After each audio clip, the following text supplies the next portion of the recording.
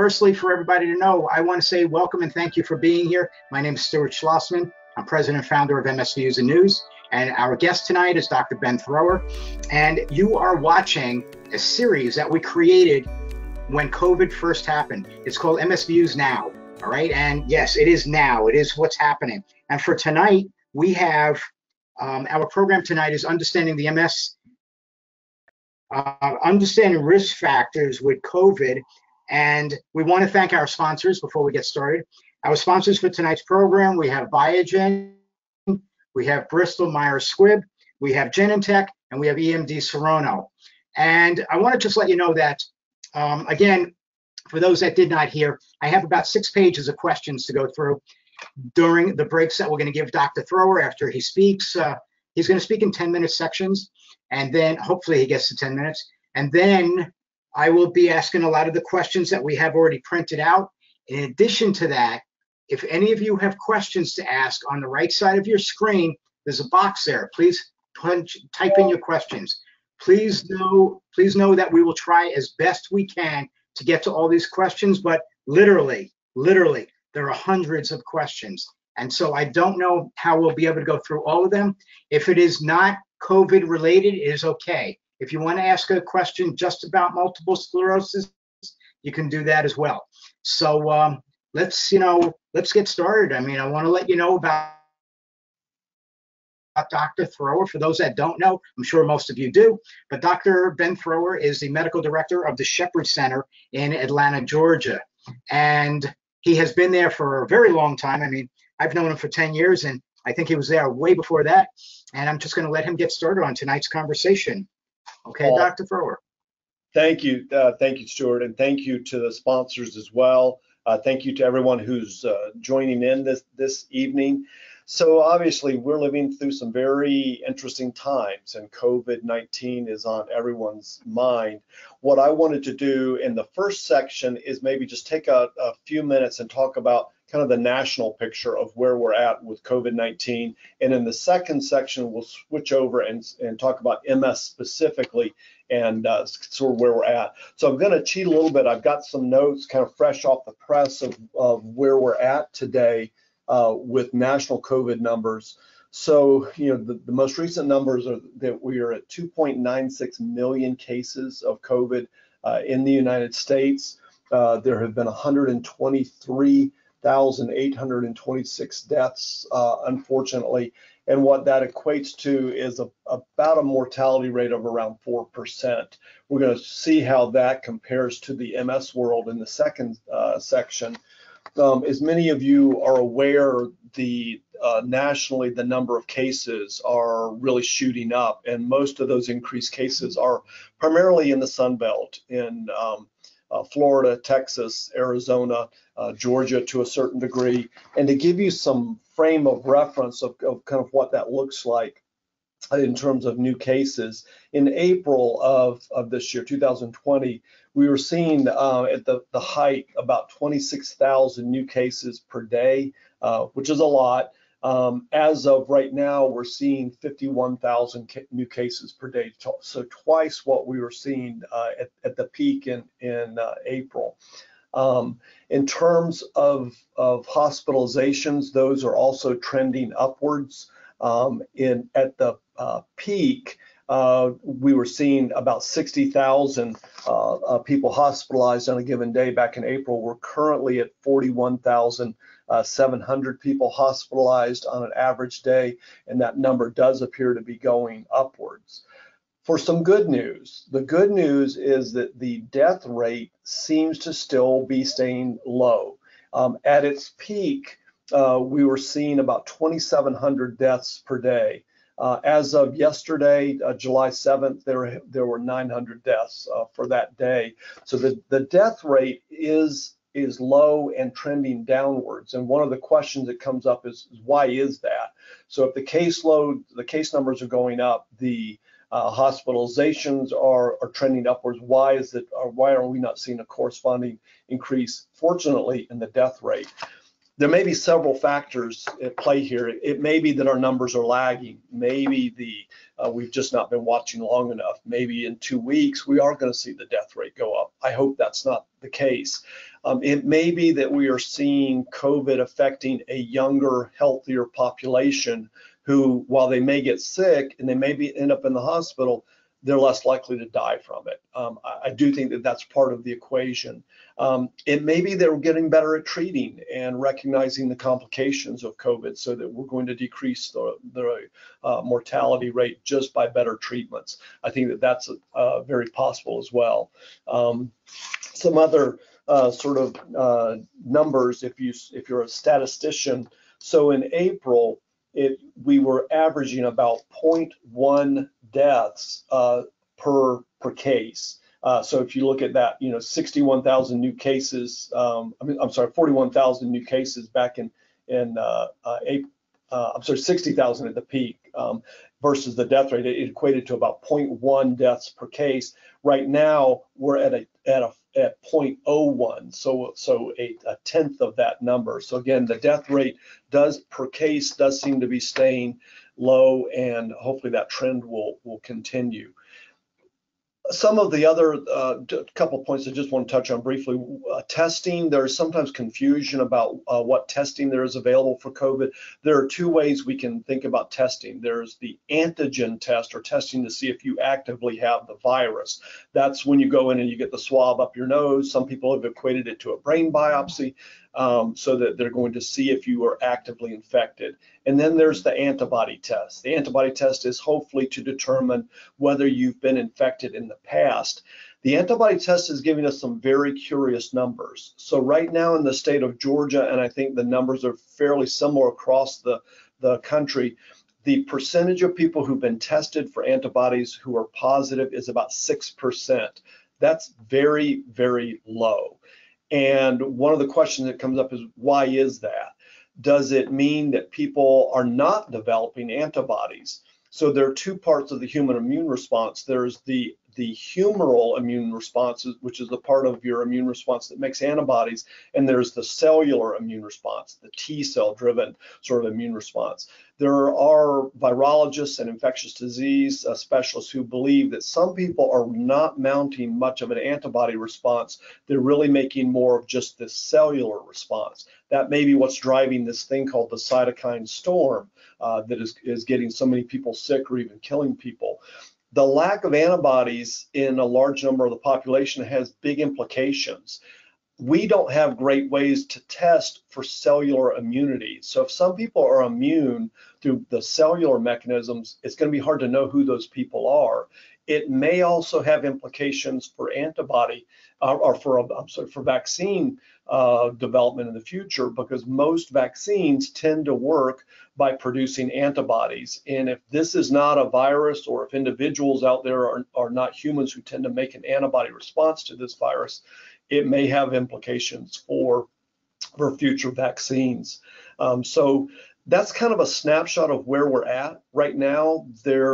This virus is humbling. It is different from things we've seen before, and we are learning, on a near daily basis, more and more about this virus, and as we continue in our fight for it. And I think with that, Stuart, I'll stop and we'll kind of break into our first question section. One very moment, I wasn't ready. No, I surprised. You got me off guard. You got me off. I like to do that. Off guard there. Yeah. Hold on a second. All right. So I'm going to put my video. I'm going to put my video on in a moment, but in the meantime, let me just read to you a couple of the questions of people who have written in online. And how long is, so these questions that I'm going to ask right now, these are not number specific with what you were just talking about. So we will be asking, questions at this point in time that, unless you just want to keep on going. All right, and then we can ask all the questions at one time, because I don't want to ask questions now of something you might be talking about afterwards. So the second part we're going to talk about, we'll really shift over to what the numbers look like specific to MS, and give some practical recommendations for, disease-modifying therapies. What does it mean if you have MS? What does it mean if you're on different disease-modifying therapies? So that's where we'll kind of go with the second session. So I think you should continue then with the second session, because a lot of these questions will interrelate with that. as well as other things as well. All right. And then we'll just do all the cues all at one time. Yeah, absolutely. So, one of the questions that comes up is, and I would imagine it's a question everyone on the line has is what does this mean for me? So I have an autoimmune condition. I think one of the messages we want to get home tonight and all the time with multiple sclerosis is you, as a person with MS, you do not have an underactive immune system. You have a relatively overactive immune system. So your immune system is, and it's dysregulated. The part of the immune system that should put a lid on inflammation, on your immune system attacking myelin and nerve fibers or axons, that regulatory part is not working as well as it should. But in general, a person with MS does not have an underactive immune system. We're going to go in a minute into some of the treatments and talk about how those might affect the risk of COVID or the course of COVID overall. But I think that's an important point that we can't emphasize enough, that the person with MS does not have an underactive immune system. Early on into the COVID pandemic, January and February, we obviously had no data. We really didn't know what COVID looked like in any humans, let alone in people with MS. So there was a lot of speculation. And so, in general, we think that if a person with MS has a viral exposure, even just a common cold, that virus is going to rev up the immune system in a way that might make old MS symptoms act up. So we call these pseudo relapses or pseudo exacerbations. And most of you could probably relate that if you have a cold, if you get the flu, old MS symptoms are going to act up. Urinary tract infections, which is more of a bacterial infection, but again, anything that revs up the immune system is going to make old MS symptoms act up. And there was a lot of suspicion that we were going to see that with COVID. So if someone had a milder case of COVID and they had MS, just the way the immune system revved up to attack that coronavirus may make them more fatigued. It might make their spasticity worse. Maybe the urinary frequency and urgency gets worse. Maybe walking is a little bit off. And I think that rule still holds. So one of the questions that comes up, let me close this door behind me here, 2 seconds.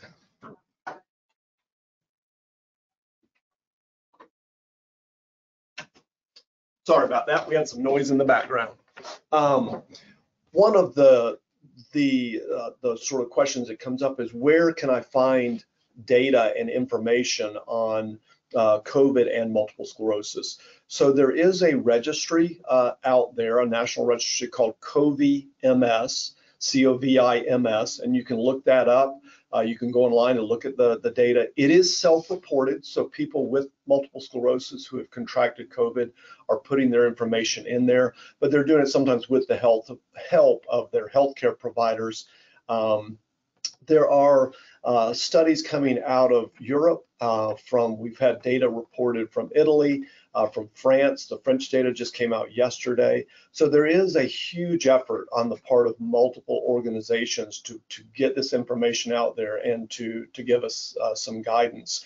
The individual manufacturers, the drug companies, are also doing their part. Obviously, some of the data they're collecting is going to overlap with some of these other data sets. But that's fine. We can't have too much information.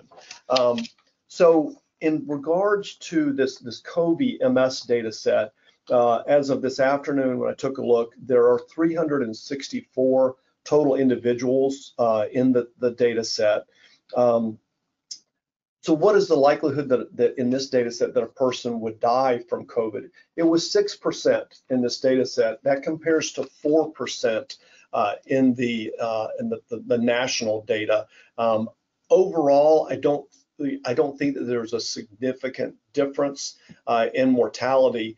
And when we look at the people who unfortunately died in this multiple sclerosis registry, the same risk factors for someone getting really sick with COVID in the general population are kind of the risk factors that we're seeing in the multiple sclerosis population. So in this COVID-MS data set, If you look at the people who died from COVID, their average age was 65 versus the people who survived, they were about 47. So not only was the age higher, comorbidities, and this has been a common theme, whether you have multiple sclerosis or not, that if you have other health problems, diabetes, hypertension, COPD, asthma, these things would put you into a higher risk group for having a more serious course with your COVID. Interestingly, in what we're hearing from some of our ICU healthcare providers in the field, and it was borne out in the French data that came out yesterday, obesity was a risk factor. So obesity predicted people having a rougher time or potentially dying from COVID. As it relates to multiple sclerosis, progressive forms of MS with more disability, so people who were non-ambulatory were overrepresented in the group that died in this COVID MS. So people who have been dealing with MS longer, who are older, who have more disability, we want to be a little bit more cautious about overall. So if you look at the drugs that people were on, we've got some data now. Early on, we really didn't have any information, and so we would think in theory about what these medications might mean. And so there were certain drugs we knew from day one probably were not going to be a problem. So our old platform therapies, our ABCR type drugs, so interferons, glutarin or Copaxone or the generics of it, we based upon what those drugs do in the immune system, there was never much concern that those drugs were going to put someone at higher risk.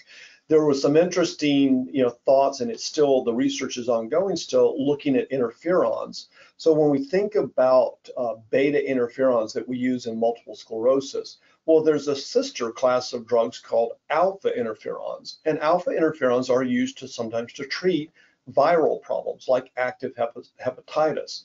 So when interferons were first discovered, they got their name because they interfered with viruses. So early on into the COVID pandemic, Serono actually donated millions and millions of doses of Rebif to researchers in Europe to study interferon as a potential treatment for COVID. That data is not out yet, so we don't know if that's going to pan out. So we clearly don't worry about our interferon patients having a higher risk of COVID, and who knows, maybe someday we'll find that they've got a little lower risk. That we've not seen that to date, but certainly they're not in a higher risk group. As MS treatment has evolved over the years, we are moving towards drugs that are more effective, but also drugs that have potentially a more dramatic effect on the immune system. And so with those drugs, we do worry. I'm going to step out for one more second here. I'm just going to see if I can get a little quieter. 2 seconds. Sorry about that. Just want to make sure.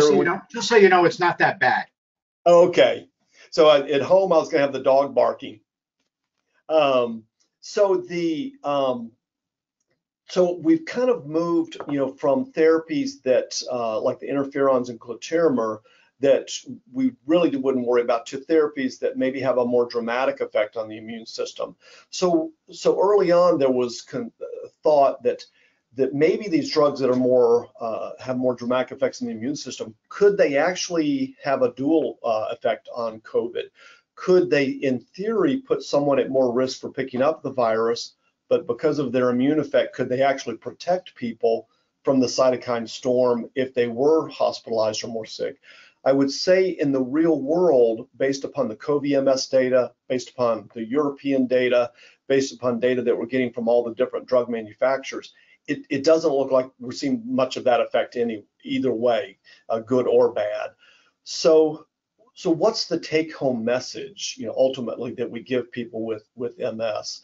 So for most people with multiple sclerosis, we would recommend that you stay on your existing therapy, that the risk of your MS acting up is probably greater than the risk of the drug putting you in a higher risk group for having a bad outcome with COVID. And that data is sort of borne out in all of these different registries. If you look at the majority of people who died in the COVID-MS data set, in the French data that came out yesterday, the majority of those individuals were on no disease modifying therapies. That may represent a little bit of what we call selection bias. If older individuals are more likely to die from COVID, and people with progressive forms are more likely to die, those may be the individuals who are less likely to be on a disease modifying therapy just because of the type of MS they have or their age. So that the fact that they're not on any therapy may be just representative of age and MS type. I think that there's one thing that we need to take a look at, and that is a statement on the National MS Society's website that has concerned many of our patients, and that is a statement that people who are on B-cell depleting therapies, that would be rituximab or ocrelizumab, the National MS Society has a statement that those people could have a more severe form of COVID if they were to be infected. That is largely theoretical. So when you look at the COVID-MS database and the French database, we really don't see an overrepresentation of those patients. I think we want to be humble and continue to monitor all of these drugs. If a person is on a drug like ocrelizumab or rituximab, they should be getting very regular blood testing. They should be getting their T cell and B cell subsets checked to make sure that that drug is not having too dramatic of effect in the immune system in a way that could put them at risk for different infections. I would say one of the things that we are doing as well, we were doing it pre-COVID, but now we're really wanting to make sure we stay on top of it, is looking at antibody levels in those B-cell depleting drugs. Those B-cell depleting drugs, rituximab and ocrelizumab, are not really designed to drop your antibody levels, but we know in small numbers of individuals that they can drop antibody levels. Could that equate to a higher risk of having a bad outcome with COVID? Possibly, and so I think we want to stay on top of that and make adjustments if necessary. So most MS centers in the United States are not modifying the way we manage MS, with maybe some small exceptions. I would say in our center, if we have a person with primary progressive MS who is older, so maybe a 65-year-old person with primary progressive MS who's on ocrelizumab, in those individuals, we had discussions about maybe delaying their next infusion, maybe pushing it out until things were quieter. Obviously, that's taken on a whole new life, and that things don't seem to be looking any quieter now. So we're going to have to reevaluate and talk about what is the risk and benefit of continuing to delay their dose versus just going ahead with their medication. People with primary progressive MS who miss a dose or delayed in their dose of ocrelizumab don't tend to crash and burn. They don't tend to have relapses.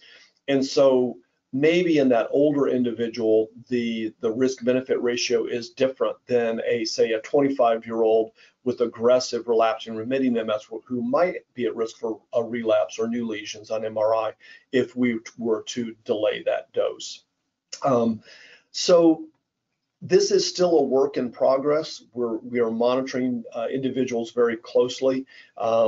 I would say within our population of 3,000 individuals that we work with MS, we have had 10 cases of COVID. We have had no hospitalizations from COVID, thank goodness, and we pray that those low numbers and good outcomes continue for all of our individuals. What are the things that we can do that might offer some extra protection? I think the social distancing, hand washing, wearing masks that really all of us should be doing applies just as much and maybe even more to the MS community. There's a balance between the social distancing and in some cases social isolation as a public health and individual health protection versus the risks that we are seeing to people's mental health from that social isolation. So we're encouraging people, use your technology, try to reach out to individuals to stay connected. Going outside into your backyard is a low risk proposition. So getting outside as much as you can to take advantage of nice weather. Obviously, we're getting into the hotter months, so the ability to get outside maybe in the noontime hours is limited just by the heat sensitivity that we see in so many of our folks. There are online exercise options. Many people have been thrown off of their usual exercise routine. So we're encouraging people, look at your online exercise options that are really specifically designed for people with MS. The National MS Society has some exercise programs online. There's a website called My MS Gym, where you have basically personal trainers online. Normally, with something like My MS Gym, there's going to be a monthly fee, but they do have some free content online due to the COVID pandemic that we're all living through. Many people with MS are vitamin D deficient. Some studies have suggested that 85% of people with MS are vitamin D deficient. And there are studies suggesting that if we keep people's vitamin D levels up into a good normal range, not only might it offer you some benefits specific to your MS in terms of maybe a lower rate of relapses or new lesions on MRI, it may have COVID benefits as well. Several studies have suggested that people who have normal vitamin D levels have a lower risk of hospitalization or death from COVID. We haven't been able to show that people with normal vitamin D levels have a lower risk of getting COVID in the first place, but they may have a better chance of having a mild case of it if we keep those vitamin D levels up in a good range. One of the questions that we get sometimes is, well, how much vitamin D should I be taking? There's no easy answer to that. The amount of vitamin D that a person should take is the amount that is going to get them into that good desired range. So when we do blood testing, we do 25 hydroxyvitamin D levels, and ideally I'd like to see a person's 25 hydroxyvitamin D levels up in the 50 to 70 range thereabouts.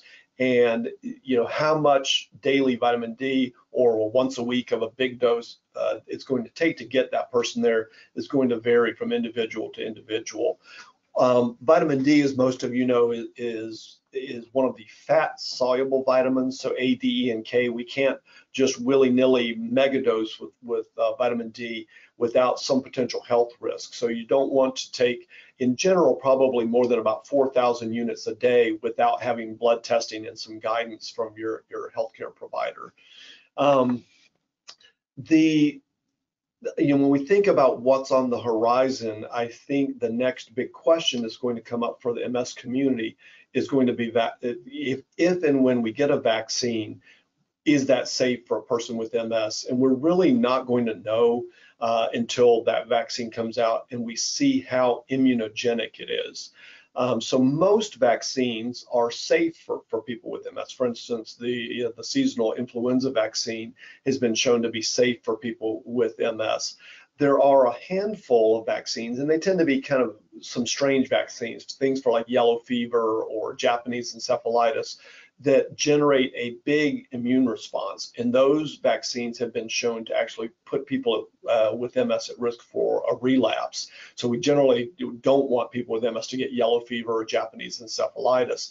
We don't know what a potential COVID vaccine is going to look like. There are multiple different research groups working on that. And the hope is that when it comes out, that it's not going to be highly immunogenic, so that it would be fine for people with an autoimmune disease to use. We're just going to have to see once it gets here. Because of the way clinical studies are done, a lot of clinical trials select individuals who are very healthy.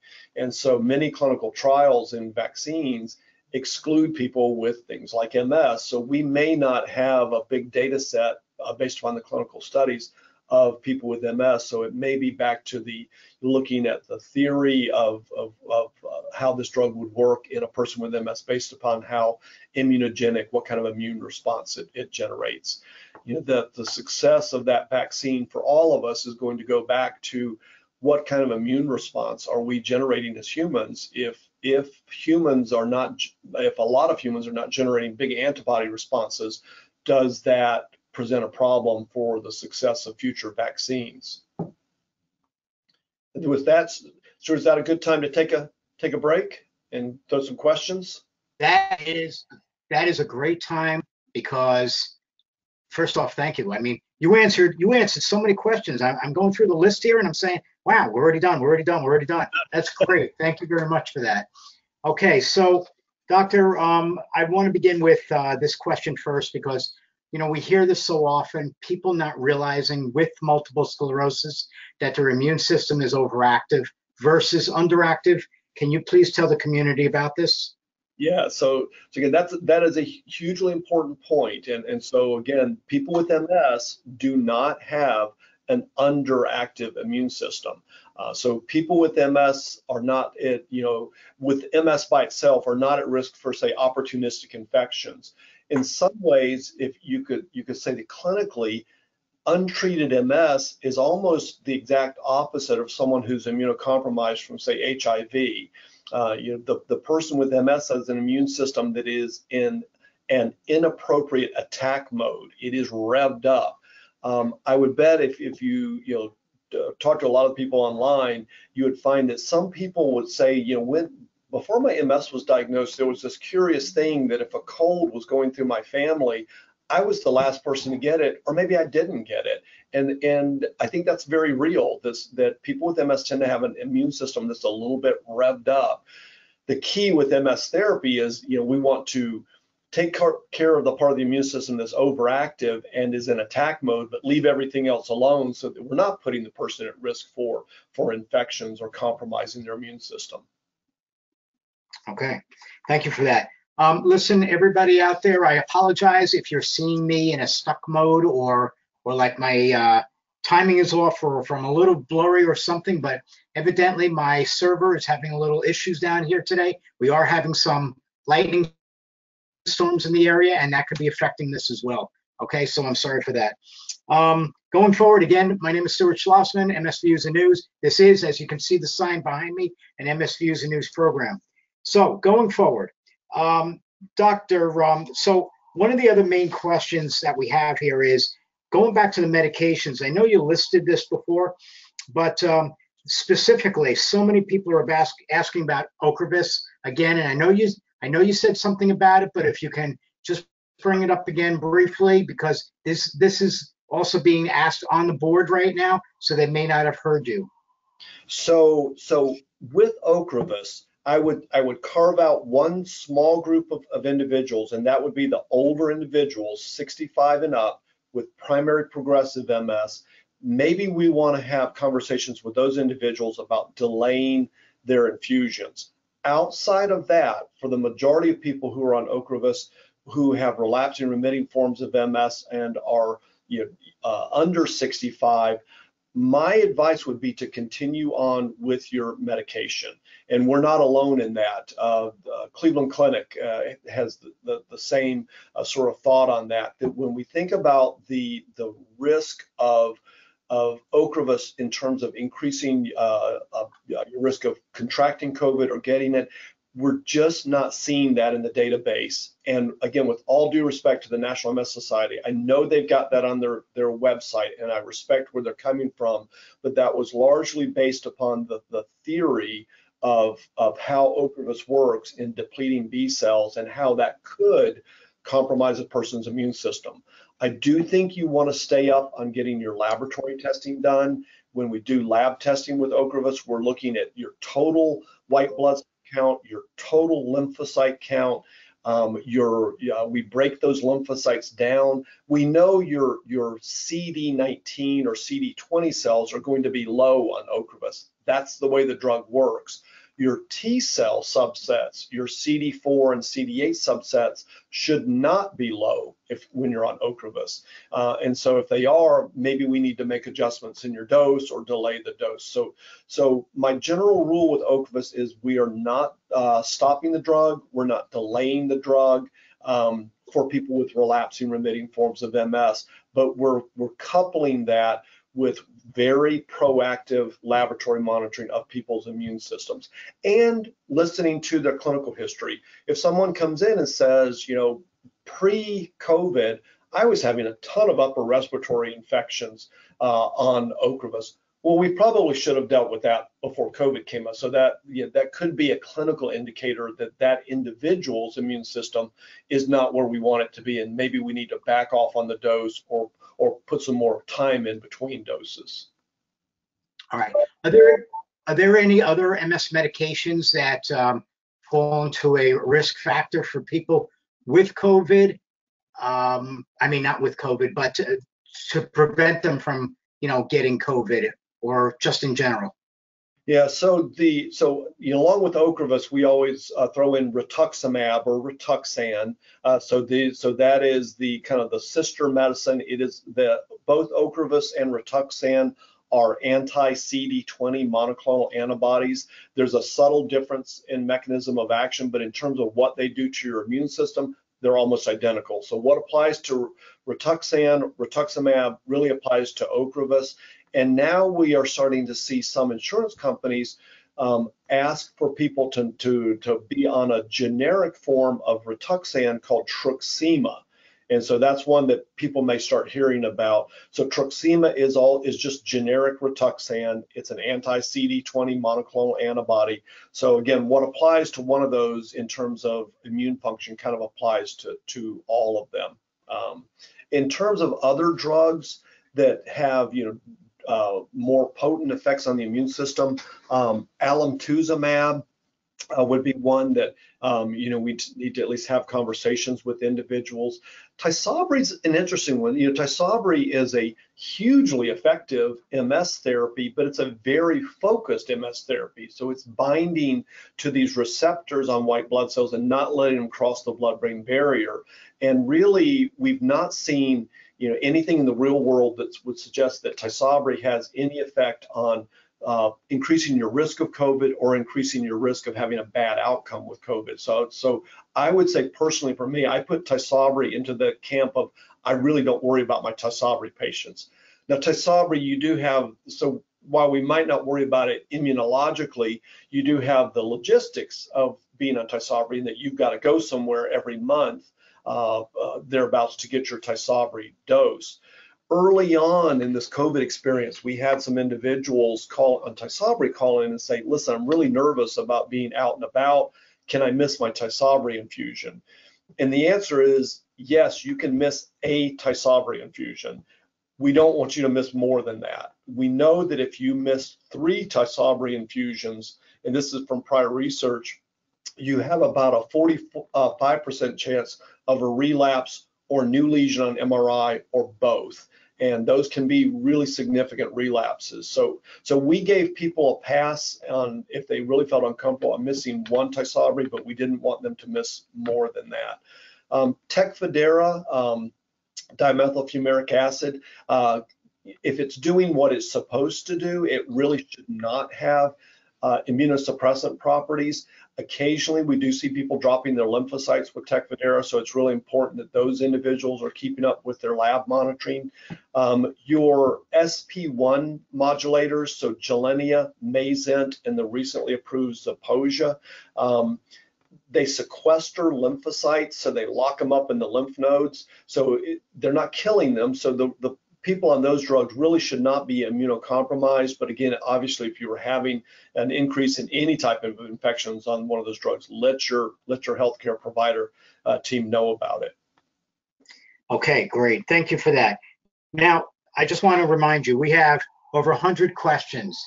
We have about 20 minutes left in the program. So I got to get really tight, short answers, all right? I'll be faster.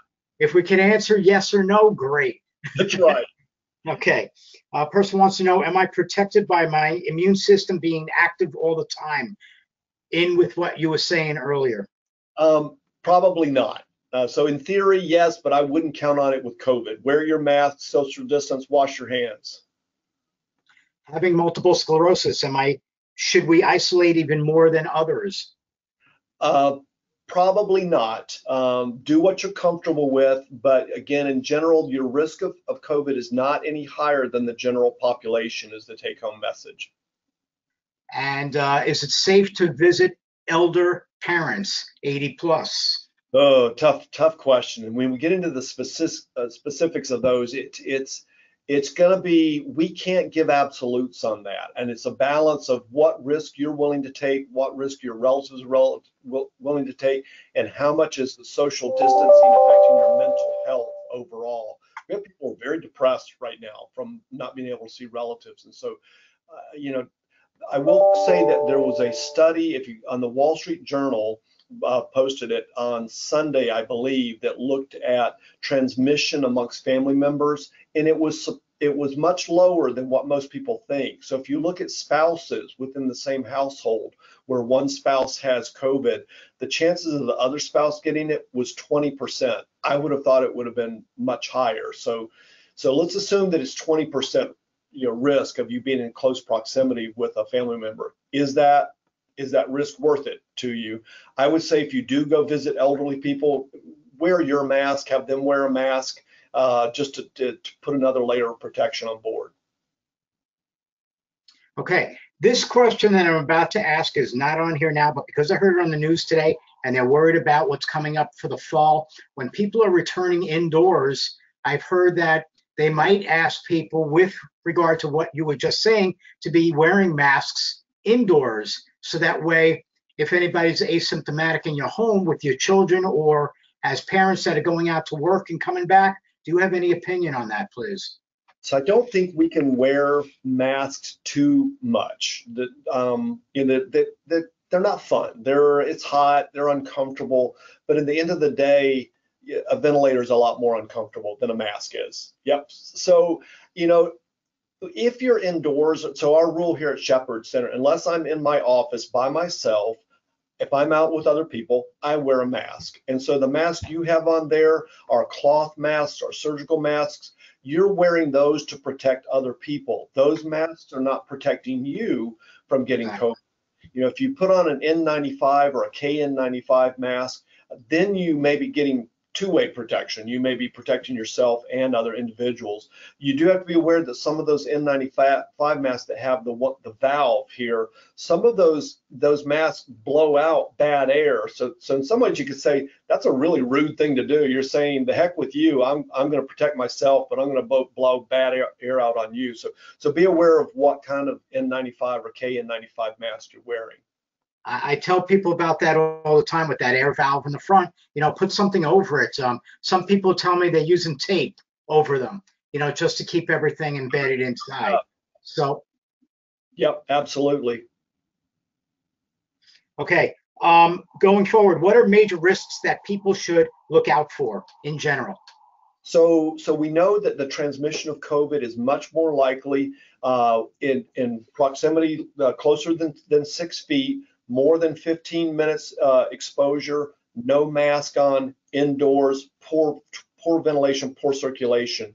Your risk is much lower if you're outdoors, in the sunshine, air circulating around. So it's your indoor environments up close, no mask, that are your high risk situations.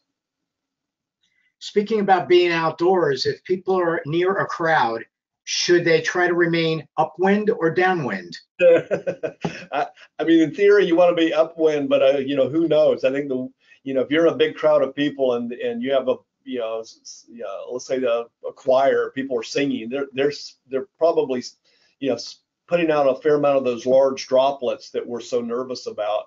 Some Right. of our early big clusters were in church situations and choirs, and we think it was because of all that forceful exhalation of large droplets that got people sick. Sure. So is there any data yet on the patient, though, for any long-term effects on somebody that survives COVID? Yeah, that's a great question. So there really isn't. What we're seeing are some individuals holding on to the virus, staying positive for the antigens for long periods of time, weeks and weeks. And then there's always that question of, could you get a second time? And I don't think we have the answer to that.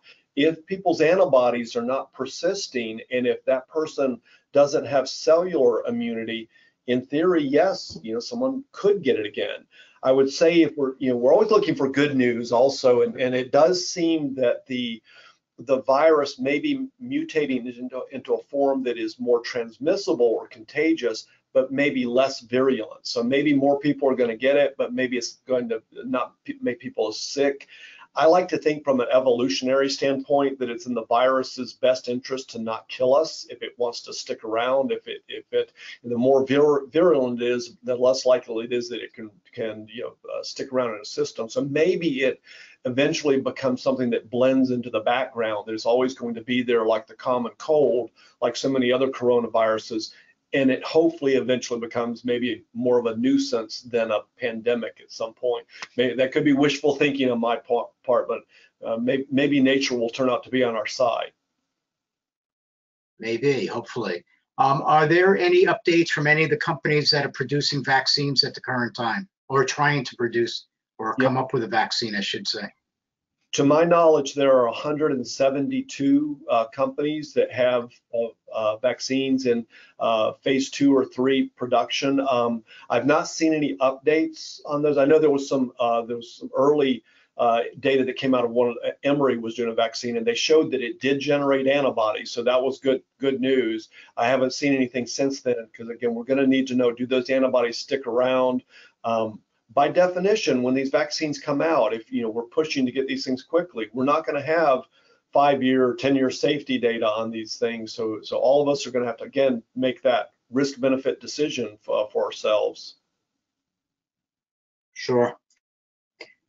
Person asks if they travel out of state, hopefully not to Florida, Texas, or Arizona, but if they travel out of state, should they get tested when they return to their state?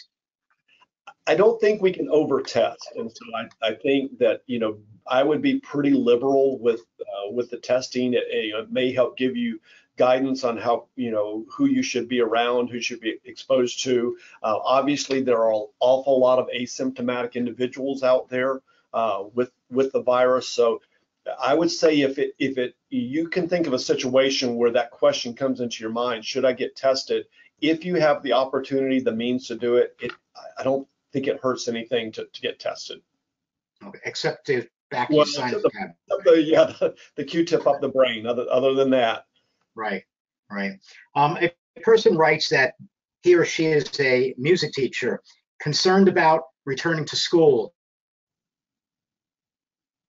as a teacher and seeing 500 kids a day passing through the halls and being in class, and is he or she putting themselves at risk by working?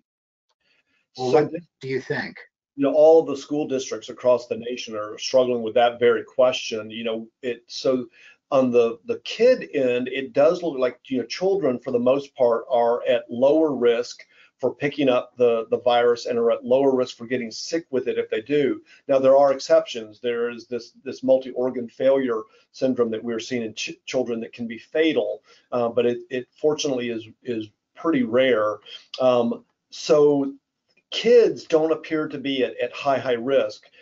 On a positive note, though, early on in the COVID pandemic, Iceland did a study and showed that they could not identify at that time a single case of a child transmitting COVID to an adult in all of Iceland. So I think we're going to have to try to protect vulnerable staff as much as we can.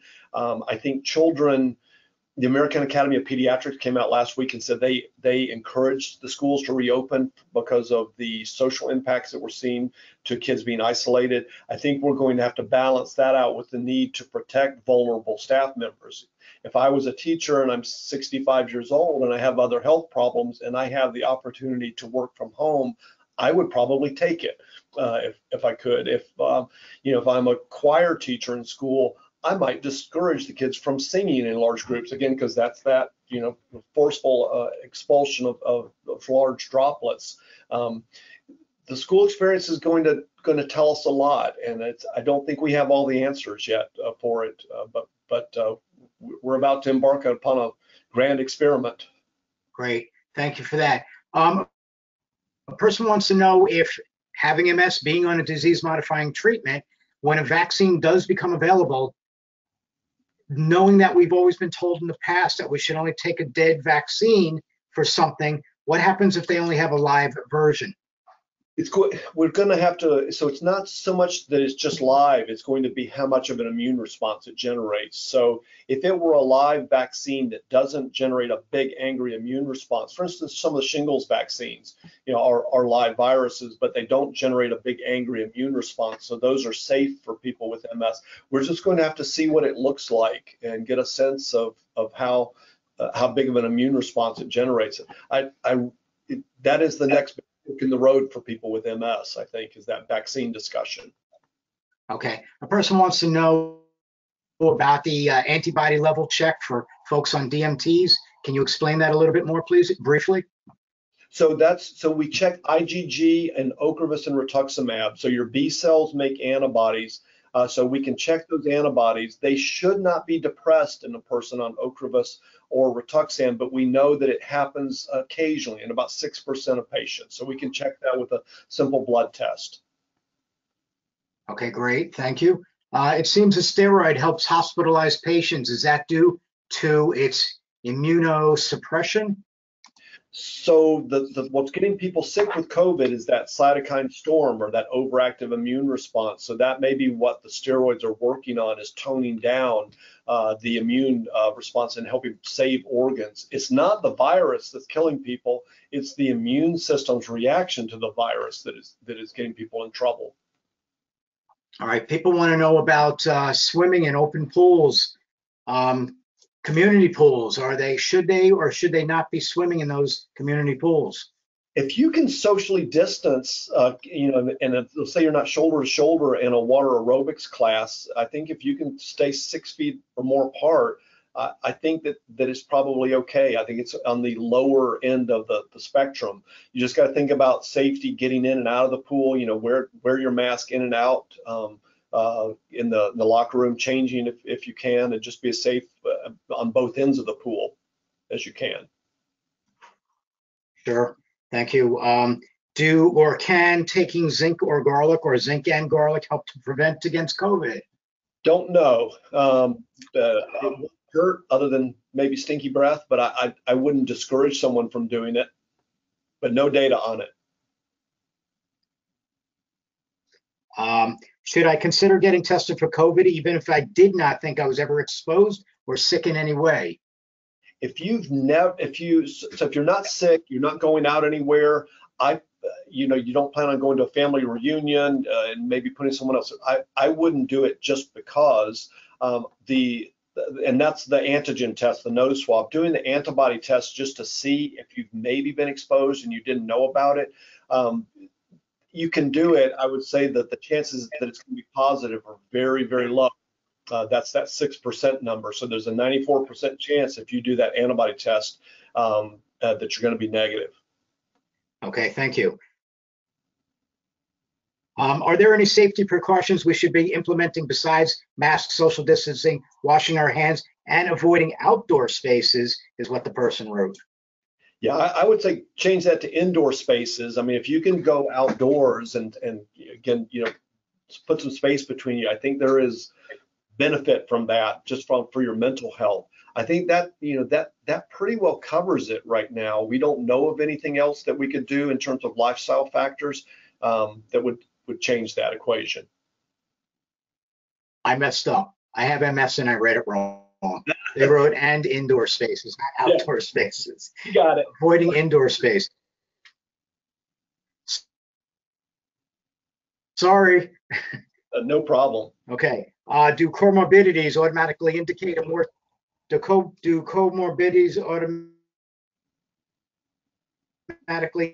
more severe course of illness, possibly requiring a ventilator or even death? Not automatically. I mean, it's a risk factor. So we can say that if you have hypertension, diabetes, asthma, COPD, you have a higher likelihood, but it's not an automatically likelihood. I will tell you, we have a lady in our population, 65 years old, hypertensive, diabetic, Black woman. She's got risk factors, who contracted COVID, and she did absolutely fine. She was not hospitalized. She recovered completely. So it is not an automatic. It's just, it increases your relative risk. Okay. How long is someone not contagious after being tested positive? That is unknown. And so we don't, so, we're telling people that we think most people are safe, 2 weeks after, but that's a guess, honestly. So there are people who have still shed virus weeks after they've recovered. So a lot of employers are requiring that someone have a negative test before they can come back to work. So really, that's the only way that we know that you're not shedding virus is to do the test again, the swab. Doctor, I see it's 8 o'clock, but I still have several questions to go through. Would you mind staying on? And we have 120 people online here. And why don't we do 10 more minutes? Okay, great. Thank you. So here's a long one. I don't know what she means by this, but I'm going to read it to you. I've read some post-mortem report studies that indicate the virus can be found in one's spinal fluid, which means, of course, that it can cross the sacred blood-brain barrier. Personally, this scares me more than anything. The unknown of what this beast of a virus can do down the road. For example, is there neurological damage of some sort, a new chronic disease not too similar to MS or dissimilar to MS, and not to be too wordy, but wonder if you could share info, feelings you may have regarding this. Yeah, so COVID is really, it is throwing a lot of different things at the human body, and we do know that it has central nervous system effects. So we've seen a lot of strokes in young healthy people. That appears to be more of a hypercoagulable state, so people are clotting too easily. So that's probably not virus directly in the central nervous system, but there are, as she said, postmortem studies of people having virus that has crossed the blood-brain barrier. We don't know what that means. I mean, could there be an encephalitis acutely that you would see as a result of COVID? Could there be an autoimmune encephalitis? So you have antibodies or a cellular response that is then causing secondary effects because of that virus being in the central nervous system. I think that is much more likely than a long-term effect. Now, I'm not saying we couldn't see something down the line, another problem. When you think though about most viruses that cause long-term problems, they tend to be viruses that we pick up in childhood, and then they come back and haunt us later in life. Because COVID is more prevalent in adults, I'm hopeful that we're not going to see long-term sequela of COVID, other than maybe people suffering from the lung damage. I think that's been a big concern in some of the young people, is these kids think they're fine, and then when they do pulmonary function studies, their lungs have taken a hit, and we don't know how long that hit. So maybe this is a kid who's not going to run a marathon very well, because of an asymptomatic COVID case that he or she had right now. So I hear her concern. I think that I probably wouldn't worry as much about the long-term stuff as the short-term stuff, but I think it's a valid concern, the CNS effects of COVID. Okay, thank you for that. Blood types. Person wants to know if A type blood means you're at higher risk. That does seem to be the trend, but again, heavy emphasis on trend. That doesn't mean that O types can't get COVID. There are plenty of people with O type bloods and B type bloods that have gotten COVID. It's just that the O blood type seems to have a slightly lower risk of picking up COVID. Thank you for that. Is it safe to order in food from the outside? Yes. Thank you.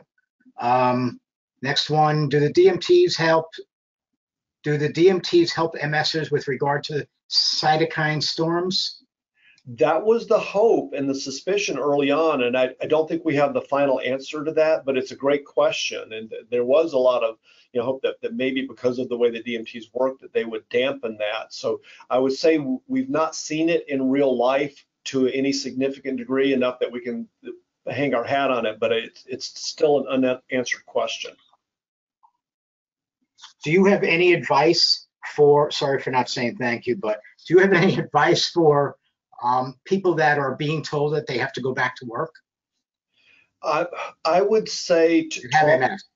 talk to your healthcare provider, or like for here, we have case managers, social workers. There's a lot that we don't know. And even though we feel like the person with MS in general is not at higher risk for picking up COVID, we're being very liberal with providing letters saying, listen, can this person continue to work from home if at all possible? I think we just have to be humble enough on our end at the healthcare provider end to say, there's still a lot that we don't know. If we can have the person work from home, let's support them in that. So if the person's concerned, have them reach out to their healthcare team and see if they can help them out with that. Great. I have one person that's on Mavenclad, another person that wants to start Zeposia, and they both want to know what risk they might be at. So I'm comfortable starting one of the SP receptor modulators, Mavenclad or Zeposia. We have someone that just started Zeposia recently. Again, you're balancing the risk of your MS going untreated or inadequately treated versus the risk of picking up COVID or having a bad outcome. And again, from all of the data sets, we're not seeing that the DMTs are changing those risk factors. Thank you for that. Person wants to know, in general, is it safe to wear gloves or not? I think people screw up glove use so much that in general, I would not do it. If you're a healthcare provider and you're in certain settings, or if you're just using it for a very limited situation, but in general, I think people are just messing the gloves up. They are assuming that it's some magic force field and really offering a lot of protection. I would say just wash your hands, and when you think you're done, wash them again. Great, thank you for that. Does having a pneumonia vaccine prevent pneumonia with COVID? No, different critter. Okay, thank you for that. Let's see. When might it be safe to resume to a normal life? If I knew that, I'd be putting more money in the stock market right now. We don't know. Probably depends on how you define normal, and we just don't know what things are going to look like in 3 months, 6 months. I wish I could tell that person. Yeah. Can you give us some historical perspective on pandemics, cultural shifts during and after a pandemic, and some on our amazing human resiliency? We are resilient. I would encourage people go on Netflix and look up there's a 1-hour documentary on the 1918 Spanish flu epidemic. And a lot of the things we're struggling with right now, mask, no mask, stay indoors, don't stay indoors, close the business, open the business, they were having the exact same struggles back in 1918. And if we're looking for, again, a ray of hope, that pandemic, as bad as it was and as many people as it killed, it did burn out on its own, and they didn't have a vaccine for it. They didn't fully genetically sequence that virus until I believe it was in the 1960s or 70s that they figured out exactly what it was. Great, thank you for that. Do you have any general day-to-day advice for decreasing stress while returning to work, managing family and finances, and staying healthy? Yeah, well, another crystal ball. Yeah, crystal ball. I think, again, talk to people. Don't try as much as you can. If you can't see someone in person, make sure you're talking to people on the telephone. Take advantage of our technology. Do Zoom happy hours. Do Zoom game nights with individuals. We're social animals, and that's probably one of the biggest public health risks of this virus is the effects we're seeing from diseases of despair, the financial impact, people losing their jobs, decreasing income, increased alcohol use, increased drug use, the domestic abuse. Just try as much as you can to talk to other people, and again, to get outside as much as you can. Outdoors is not your enemy. You can socially distance and get outdoors. So yeah, I wish I had more answers to that. It's a challenge. Thank you for that. With regard to remdesivir and hydroxychloroquine, are either of them dangerous for an MS patient? Good question. So no. So we have a lot of patients who have been on Plaquenil or hydroxychloroquine for, they'll have 2 autoimmune conditions. So they've been on Plaquenil plus, their DMT. And so we've never seen any issues. They're the same precautions for a person with MS that would occur for anyone else in terms of, prolonged QT syndrome and doing routine blood work for hydroxychloroquine. Remdesivir, I've not seen anything in their literature that would, based upon the antiviral mechanism of action, that would say it should be a problem at all for a person with MS. All right. Thank you for that. I just finished now all the questions for COVID. All right. And now we still have a lot for non-COVID related, but we're not going to be able to do that tonight. So if you don't mind, I would like to be able to forward the non-COVID questions to you. Maybe you can respond to them, and then we could get the answers off to people as you have time to do it in your leisure, or Yep. it would just be work, but I'll call it leisure. But it is 10 minutes past when you gave us, or about that amount. I do want to thank those that have said thank you already to both Dr. Thrower and to MS Views and News. And I don't want to keep you on here any longer unless you had more time. So.